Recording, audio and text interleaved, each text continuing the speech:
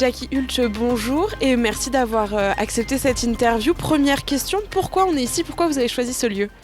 Alors, on est sur le belvédère des Grangettes parce que c'est un lieu qui me semble symbolique de l'action que je veux entreprendre avec mon équipe.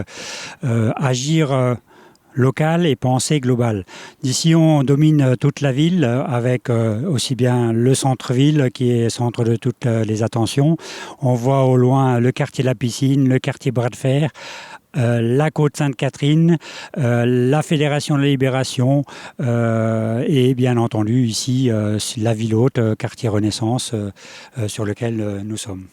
Et justement, est-ce qu'on peut parler un petit peu de vous? Là, on a pris de la hauteur pour parler de Bar-le-Duc, mais on va redescendre un petit peu pour pouvoir parler de vous, qui vous êtes, comment ça se fait que vous êtes engagé en politique et plus particulièrement pour Bar-le-Duc. Alors, je suis donc Jackie Hulch, j'ai 58 ans. J'habite à Bar-le-Duc depuis 2013, l'année de construction de ma maison ici à Bar-le-Duc.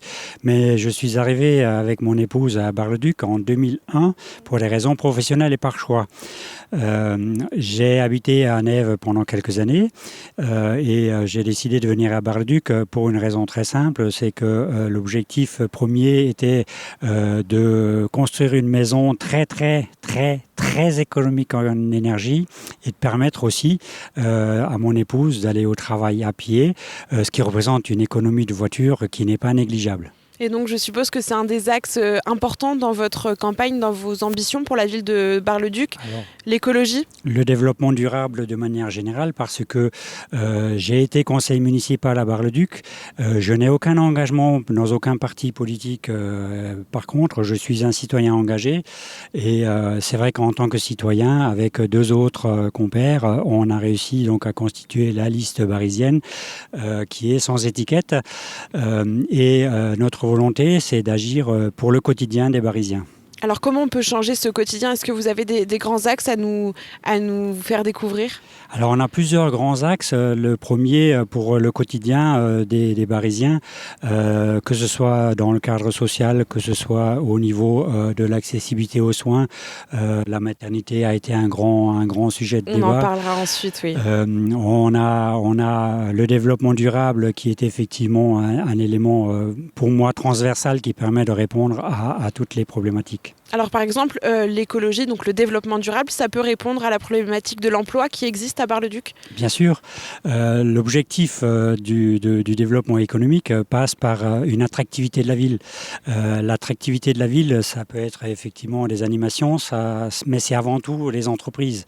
Ce qui fait vivre une ville, ce sont ces entreprises, petits artisans, commerçants, qui embauchent du personne et qui font vivre la ville. Et donc, aujourd'hui, l'attention sur ces artisans, je trouve qu'elle n'est pas suffisante et j'ai dans l'idée de constituer un adjoint aux artisans et aux commerçants pour avoir une écoute et une attention particulière pour ces acteurs économiques qui font vivre notre ville. Et par exemple, vous parliez d'attractivité, il y a aussi une des grandes problématiques à Bar-le-Duc, comme beaucoup de villes moyennes aux alentours, c'est les jeunes. Comment les faire rester? Du moins, ils partent en études à Nancy, à Reims, et après, comment on fait pour les faire soit revenir ou qu'ils ne partent pas? Alors moi qui ne suis pas barisien, si j'ai choisi de venir à Bar-le-Duc dans le cadre professionnel, en suivant mon épouse qui est une profession réglementée, c'est parce qu'à un moment donné, j'ai trouvé Bar-le-Duc, c'est une ville à portée de pied, on va appeler ça comme ça, la ville à la campagne dans laquelle on se sent très bien. Enfin, moi, je m'y sens très bien. Les gens sont particulièrement avenants et accueillants.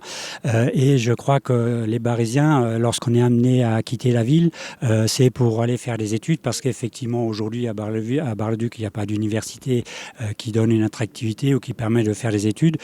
Mais ça n'empêche pas derrière de revenir et d'avoir une activité professionnelle puisqu'on a une forte cité avec une forte population administrative, mais aussi un réseau économique qui est quand même dynamique. Donc la solution serait effectivement l'attractivité, mais l'attractivité ça passe aussi par un tissu médical solide et on l'a vu, on a une question qui vous a été posée, on passe à la dernière partie de l'entretien, la question de l'internaute et cette question a été posée par Elisabeth, 62 ans, qui vous demande, est-ce que vous pensez pouvoir faire quelque chose pour la réouverture de la maternité à Bar-le-Duc?